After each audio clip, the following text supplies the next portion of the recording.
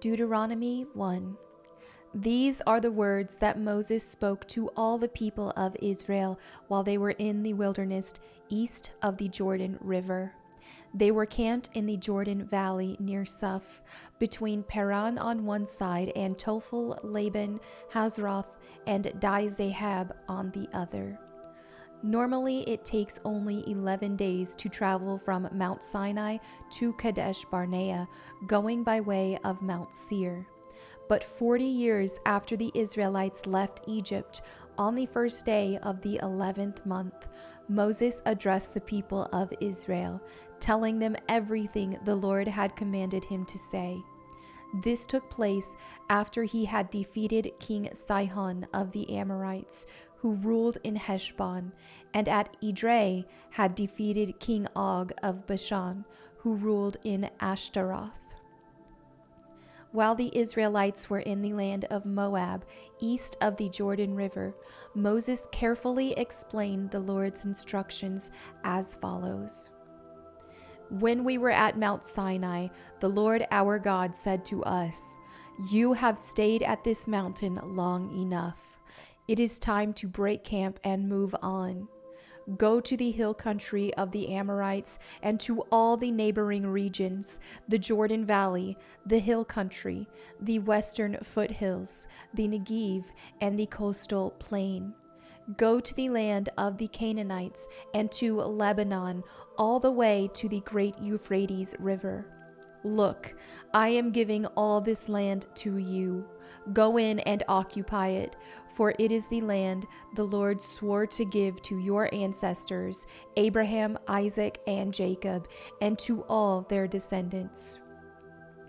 Moses continued, "At that time I told you, you are too great a burden for me to carry all by myself. The Lord your God has increased your population, making you as numerous as the stars. And may the Lord, the God of your ancestors, multiply you 1,000 times more and bless you as he promised. But you are such a heavy load to carry. How can I deal with all your problems and bickering? Choose some well-respected men from each tribe who are known for their wisdom and understanding, and I will appoint them as your leaders." Then you responded, "Your plan is a good one." So I took the wise and respected men you had selected from your tribes and appointed them to serve as judges and officials over you. Some were responsible for 1,000 people, some for 100, some for 50, and some for 10. At that time I instructed the judges, "You must hear the cases of your fellow Israelites and the foreigners living among you. Be perfectly fair in your decisions and impartial in your judgments. Hear the cases of those who are poor as well as those who are rich. Don't be afraid of anyone's anger, for the decision you make is God's decision. Bring me any cases that are too difficult for you, and I will handle them." At that time I gave you instructions about everything you were to do. Then, just as the Lord our God commanded us, we left Mount Sinai and traveled through the great and terrifying wilderness, as you yourselves remember, and headed toward the hill country of the Amorites. When we arrived at Kadesh Barnea, I said to you, "You have now reached the hill country of the Amorites that the Lord our God is giving us. Look, he has placed the land in front of you. Go and occupy it as the Lord, the God of your ancestors, has promised you.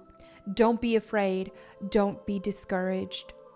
But you all came to me and said, "First, let's send out scouts to explore the land for us. They will advise us on the best route to take and which towns we should enter." This seemed like a good idea to me, so I chose 12 scouts, one of each of your tribes. They headed for the hill country and came to the valley of Eshcol and explored it. They picked some of its fruit and brought it back to us, and they reported, "The land the Lord our God has given us is indeed a good land." But you rebelled against the command of the Lord your God and refused to go in. You complained in your tents and said, "The Lord must hate us." That's why he has brought us here from Egypt to hand us over to the Amorites to be slaughtered. Where can we go? Our brothers have demoralized us with their report. They tell us, "The people of the land are taller and more powerful than we are, and their towns are large, with walls rising high into the sky. We even saw giants there, the descendants of Anak." But I said to you, "Don't be shocked or afraid of them. The Lord your God is going ahead of you. He will fight for you just as you saw him do in Egypt. And you saw how the Lord your God cared for you all along the way as you traveled through the wilderness. Just as a father cares for his child, now he has brought you to this place." But even after all he did, you refused to trust the Lord your God, who goes before you looking for the best places to camp, guiding you with a pillar of fire by night and a pillar of cloud by day. When the Lord heard your complaining, he became very angry. So he solemnly swore, "Not one of you from this wicked generation will live to see the good land I swore to give your ancestors, except Caleb, son of Jephunneh. He will see this land because he has followed the Lord completely. I will give to him and his descendants some of the very land he explored during his scouting mission." And the Lord was also angry with me because of you. He said to me, "Moses, not even you will enter the promised land. Instead, your assistant, Joshua, son of Nun, will lead the people into the land. Encourage him, for he will lead Israel as they take possession of it. I will give the land to your little ones, your innocent children.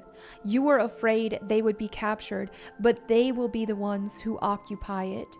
As for you, turn around now and go on back through the wilderness toward the Red Sea." Then you confessed, "We have sinned against the Lord. We will go into the land and fight for it, as the Lord our God has commanded us." So your men strapped on their weapons, thinking it would be easy to attack the hill country. But the Lord told me to tell you, "Do not attack, for I am not with you. If you go ahead on your own, you will be crushed by your enemies." This is what I told you, but you would not listen. Instead, you again rebelled against the Lord's command and arrogantly went into the hill country to fight. But the Amorites who lived there came out against you like a swarm of bees. They chased and battered you all the way from Seir to Hormah. Then you returned and wept before the Lord, but he refused to listen. So you stayed there at Kadesh for a long time. Deuteronomy 2. Then we turned around and headed back across the wilderness toward the Red Sea, just as the Lord had instructed me, and we wandered around in the region of Mount Seir for a long time. Then at last the Lord said to me, "You have been wandering around in this hill country long enough. Turn to the north. Give these orders to the people. You will pass through the country belonging to your relatives, the Edomites, the descendants of Esau, who lived in Seir. The Edomites will feel threatened, so be careful. Do not bother them, for I have given them all the hill country around Mount Seir as their property, and I will not give you even 1 square foot of their land. If you need food to eat or water to drink, pay them for it. For the Lord your God has blessed you in everything you have done. He has watched your every step through this great wilderness. During these 40 years, the Lord your God has been with you, and you have lacked nothing. So we bypassed the territory of our relatives, the descendants of Esau who live in Seir. We avoided the road through the Arabah Valley that comes up from Elath and Ezion Geber. Then as we turned north along the desert route through Moab, the Lord warned us, "Do not bother the Moabites, the descendants of Lot, or start a war with them. I have given them Ar as their property, and I will not give you any of their land." A race of giants called the Emites had once lived in the area of Ar. They were as strong as and numerous and tall as the Anakites, another race of giants. Both the Emites and the Anakites are also known as the Rephaites, though the Moabites call them Emites. In earlier times, the Horites had lived in Seir, but they were driven out and displaced by the descendants of Esau, just as Israel drove out the people of Canaan when the Lord gave Israel their land. Moses continued, "Then the Lord said to us, 'Get moving, cross the Zered brook.' So we crossed the brook. 38 years passed from the time we first left Kadesh Barnea until we finally crossed the Zered brook. By then, all the men old enough to fight in battle had died in the wilderness, as the Lord had vowed would happen. The Lord struck them down until they had all been eliminated from the community. When all the men of fighting age had died, the Lord said to me, 'Today you will cross the border of Moab at Ar and enter the land of the Ammonites, the descendants of Lot, but do not bother them or start a war with them. I have given the land of Ammon to them as their property, and I will not give you any of their land.' That area was once considered the land of the Rephaites who had lived there, though the Ammonites call them Zamzumites. They were also as strong and numerous and tall as the Anakites, but the Lord destroyed them so the Ammonites could occupy their land. He had done the same for the descendants of Esau who lived in Seir, for he destroyed the Horites so they could settle in their place. The descendants of Esau live there to this day. A similar thing happened when the Kaphtorites from Crete invaded and destroyed the Avites who had lived in the villages in the area of Gaza." Moses continued, "Then the Lord said, 'Now get moving. Cross the Arnon Gorge. Look, I will hand over to you Sihon, the Amorite king of Heshbon, and I will give you his land. Attack him and begin to occupy the land. Beginning today, I will make people throughout the earth terrified because of you. When they hear reports about you, they will tremble with dread and fear." Moses continued, "From the wilderness of Kedemoth, I sent ambassadors to King Sihon of Heshbon with this proposal of peace. Let us travel through your land. We will stay on the main road and won't turn off into the fields on either side. Sell us food to eat and water to drink, and we will pay for it. All we want is permission to pass through your land. The descendants of Esau who lived in Seir allowed us to go through their country, and so did the Moabites who lived in Ar. Let us pass through until we cross the Jordan into the land the Lord our God is giving us." But King Sihon of Heshbon refused to allow us to pass through, because the Lord your God made Sihon stubborn and defiant, so he could help you defeat him, and he has now done. Then the Lord said to me, "Look, I have begun to hand King Sihon and his land over to you. Begin now to conquer and occupy his land." Then King Sihon declared war on us and mobilized his forces at Jahaz. But the Lord our God handed him over to us, and we crushed him, his sons, and all his people. We conquered all his towns and completely destroyed everyone, men, women, and children. Not a single person was spared. We took all the livestock as plunder for ourselves, along with anything of value from the towns we ransacked. The Lord our God also helped us conquer Aroer on the edge of the Arnon Gorge, and the town in the gorge, and the whole area as far as Gilead. No town had walls too strong for us. However, we avoided the land of the Ammonites all along the Jabbok River, and the towns in the hill country, all the places the Lord our God had commanded us to leave alone. Deuteronomy 3. Next, we turned and headed for the land of Bashan, where King Og and his entire army attacked us at Edrei. But the Lord told me, "Do not be afraid of him, for I have given you victory over Og and his entire army, and I will give you all his land. Treat him just as you treated King Sihon of the Amorites, who ruled in Heshbon." So the Lord our God handed King Og and all his people over to us, and we killed them all. Not a single person survived. We conquered all 60 of his towns, the entire Argob region in his kingdom of Bashan. Not a single town escaped our conquest. These towns were all fortified with high walls and barred gates. We also took many unwalled villages at the same time. We completely destroyed the kingdom of Bashan, just as we had destroyed King Sihon of Heshbon.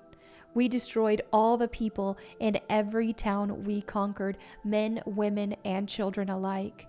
But we kept all the livestock for ourselves and took plunder from all the towns. So we took the land of the 2 Amorite kings east of the Jordan River, all the way from the Arnon Gorge to Mount Hermon.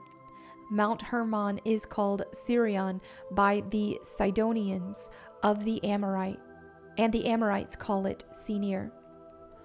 We had now conquered all the cities on the plateau and all Gilead and Bashan, as far as the towns of Salika and Edrei, which were part of Og's kingdom in Bashan. King Og of Bashan was the last survivor of the giant Rephaites. His bed was made of iron and was more than 13 feet long and 6 feet wide.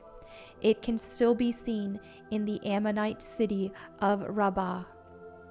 When we took possession of this land, I gave to the tribes of Reuben and Gad the territory beyond Aroer along the Arnon Gorge, plus half of the hill country of Gilead with its towns.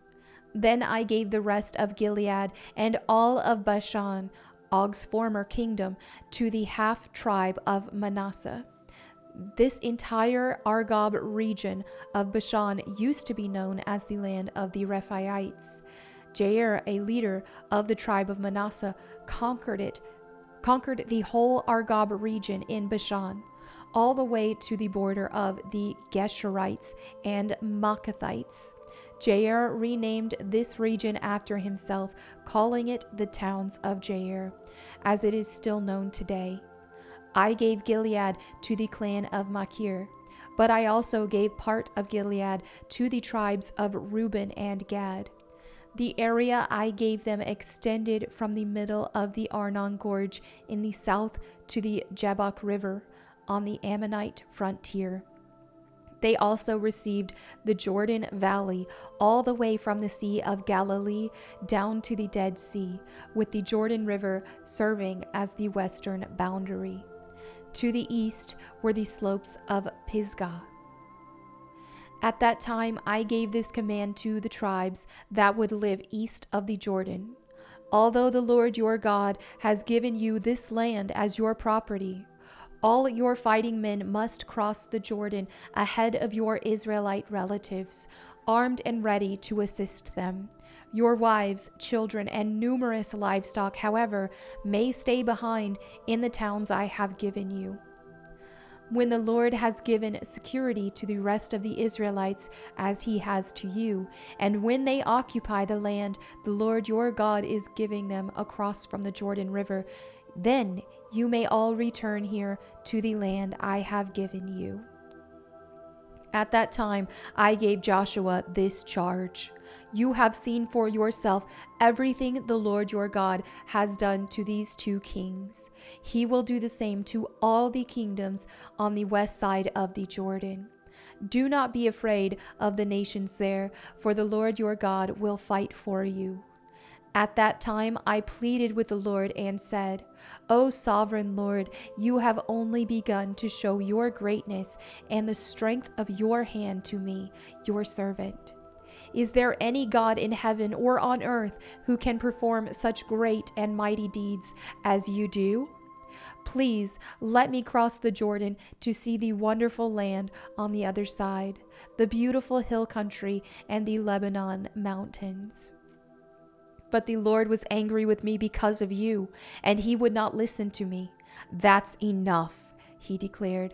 Speak of it no more, but go up to Pisgah Peak and look over the land in every direction. Take a good look, but you may not cross the Jordan River. Instead, commission Joshua and encourage and strengthen him, for he will lead the people across the Jordan. He will give them all the land you now see before you as their possession. So we stayed in the valley near Beth Peor. Deuteronomy 4. And now, Israel, listen carefully to these decrees and regulations that I am about to teach you. Obey them so that you may live, so you may enter and occupy the land that the Lord, the God of your ancestors, is giving you. Do not add to or subtract from these commands I am giving you. Just obey the commands of the Lord your God that I am giving you. You saw for yourself what the Lord did to you at Baal Peor. There the Lord your God destroyed everyone who had worshipped Baal, the god of Peor. But all of you who were faithful to the Lord your God are still alive today, every one of you.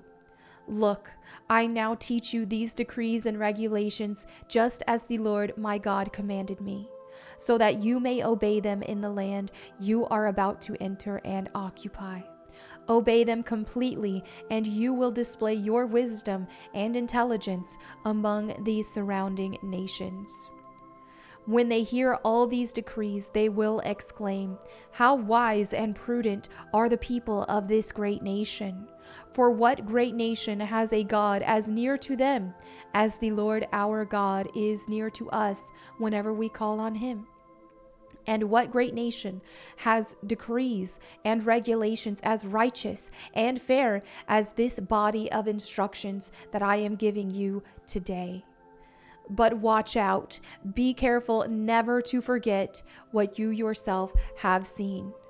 Do not let these memories escape from your mind as long as you live, and be sure to pass them on to your children and grandchildren. Never forget the day when you stood before the Lord your God at Mount Sinai, where he told me, "Summon the people before me, and I will personally instruct them. Then they will learn to fear me as long as they live, and they will teach their children to fear me also." You came near and stood at the foot of the mountain while flames from the mountain shot into the sky. The mountain was shrouded in black clouds and deep darkness, and the Lord spoke to you from the heart of the fire. You heard the sound of his words, but didn't see his form. There was only a voice. He proclaimed his covenant, the 10 Commandments, which he commanded you to keep, and which he wrote on 2 stone tablets. It was at that time that the Lord commanded me to teach you his decrees and regulations, so you would obey them in the land you are about to enter and occupy. But be very careful. You did not see the Lord's form on the day he spoke to you from the heart of the fire at Mount Sinai. So do not corrupt yourselves by making an idol in any form, whether of a man or a woman, an animal on the ground, a bird in the sky, a small animal that scurries along the ground, or a fish in the deepest sea. And when you look up into the sky and see the sun, moon, and stars, all the forces of heaven, don't be seduced into worshiping them. The Lord your God gave them to all the peoples of the earth. Remember that the Lord rescued you from the iron smelting furnace of Egypt in order to make you his very own people and his special possession, which is what you are today. But the Lord was angry with me because of you. He vowed that I would not cross the Jordan River into the good land the Lord your God is giving you as your special possession. You will cross the Jordan to occupy the land, but I will not. Instead, I will die here on the east side of the river. So be careful not to break the covenant the Lord your God has made with you. Do not make idols of any shape or form, for the Lord your God has forbidden this. The Lord your God is a devouring fire. He is a jealous God. In the future, when you have children and grandchildren and have lived in the land a long time, do not corrupt yourselves by making idols of any kind. This is evil in the sight of the Lord your God and will arouse his anger. Today I call on heaven and earth as witness against you. If you break my covenant, you will quickly disappear from the land you are crossing the Jordan to occupy. You will live there only a short time, then you will be utterly destroyed. For the Lord will scatter you among the nations, where only a few of you will survive. There, in a foreign land, you will worship idols made from wood and stone, gods that neither see nor hear, nor eat nor smell. But from there you will search again for the Lord your God, and if you search for him with all your heart and soul, you will find him. In the distant future, when you are suffering all these things, you will finally return to the Lord your God and listen to what he tells you. For the Lord your God is a merciful God. He will not abandon you or destroy you or forget the solemn covenant he made with your ancestors. Now search all of history from the time God created people on the earth until now, and search from one end of the heavens to the other. Has anything as great as this ever been seen or heard before? Has any nation ever heard the voice of God speaking from fire as you did and survived? Has any other God dared to take a nation for himself out of another nation by means of trials, miraculous signs, wonders, war, a strong hand, a powerful arm, and terrifying acts? Yet that is what the Lord your God did for you in Egypt, right before your eyes. He showed you these things so you would know that the Lord is God and there is no other. He let you hear his voice from heaven so he could instruct you. He let you see this great fire here on earth so he could speak to you from it. Because he loved your ancestors, he chose to bless their descendants, and he personally brought you out of Egypt with a great display of power. He drove out nations far greater than you so he could bring you in and give you their land as your special possession, as it is today. So remember this and keep it firmly in mind. The Lord is God both in heaven and on earth, and there is no other. If you obey all the decrees and commands I am giving you today, all will be well with you and your children. I am giving you these instructions so you will enjoy a long life in the land the Lord your God is giving you for all time. Then Moses set apart 3 cities of refuge east of the Jordan River. Anyone who killed another person unintentionally without previous hostility could flee there to live in safety. These were the cities: Bezer on the wilderness plateau of the tribe of Reuben, Ramoth in Gilead for the tribe of Gad, Golan, and Bashan for the tribe of Manasseh. This is the body of instruction that Moses presented to the Israelites. These are the laws, decrees, and regulations that Moses gave to the people of Israel when they left Egypt. And as they camped in the valley near Beth Peor, east of the Jordan River. This land was formerly occupied by the Amorites under King Sihon, who ruled from Heshbon. But Moses and the Israelites destroyed him and his people when they came up from Egypt. Israel took possession of his land and that of King Og of Bashan, the two Amorite kings east of the Jordan. So Israel conquered the entire area from Aroer at the edge of the Arnon Gorge all the way to Mount Sirion, also called Mount Hermon. And they conquered the eastern bank of the Jordan River as far south as the Dead Sea, below the slopes of Pisgah. Deuteronomy 5. Moses called all the people of Israel together and said, "Listen carefully, Israel. Hear the decrees and regulations I am giving you today, so you may learn them and obey them. The Lord our God made a covenant with us at Mount Sinai. The Lord did not make this covenant with our ancestors, but with all of us who are alive today. At the mountain, the Lord spoke to you face to face from the heart of the fire. I stood as an intermediary between you and the Lord, for you were afraid of the fire and did not want to approach the mountain. He spoke to me, and I passed his words on to you. This is what he said. I am the Lord your God, who rescued you from the land of Egypt, the place of your slavery. You must not have any other God but me. You must not make for yourself an idol of any kind, or an image of anything in the heavens or on earth or in the sea.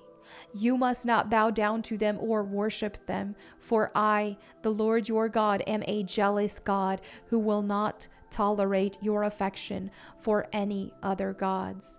I lay the sins of the parents upon their children. The entire family is affected, even children in the third and fourth generations of those who reject me. But I lavish unfailing love for 1,000 generations on those who love me and obey my commands. You must not misuse the name of the Lord your God. The Lord will not let you go unpunished if you misuse his name. Observe the Sabbath day by keeping it holy, as the Lord your God has commanded you. You have 6 days each week for your ordinary work, but the seventh day is a Sabbath day of rest dedicated to the Lord your God. On that day, no one in your household may do any work. This includes you, your sons and daughters, your male and female servants, your oxen and donkeys and other livestock, and any foreigners living among you. All your male and female servants must rest as you do. Remember that you were once slaves in Egypt, but the Lord your God brought you out with his strong hand and powerful arm. That is why the Lord your God has commanded you to rest on the Sabbath day. Honor your father and mother, as the Lord your God commanded you. Then you will live a long, full life in the land the Lord your God is giving you. You must not murder. You must not commit adultery. You must not steal. You must not testify falsely against your neighbor.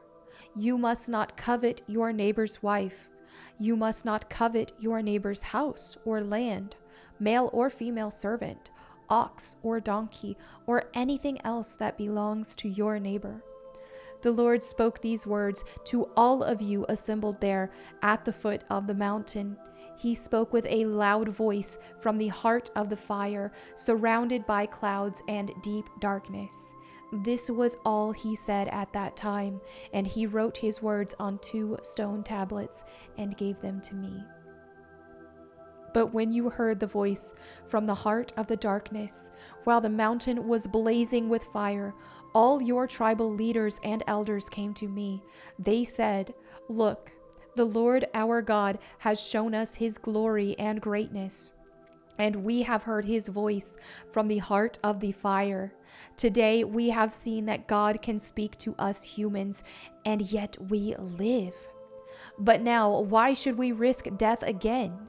If the Lord our God speaks to us again, we will certainly die and be consumed by this awesome fire.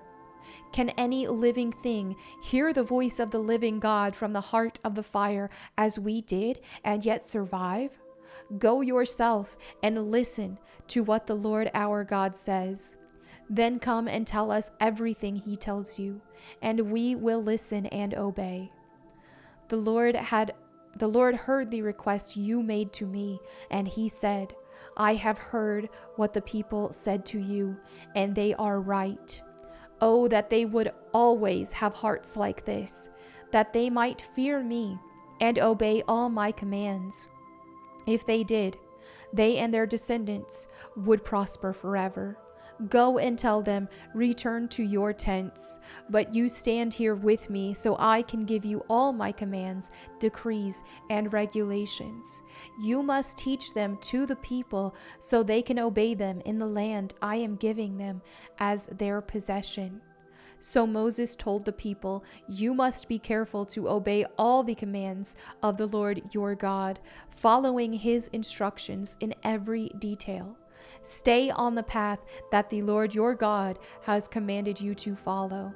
Then you will live long and prosperous lives in the land you are about to enter and occupy."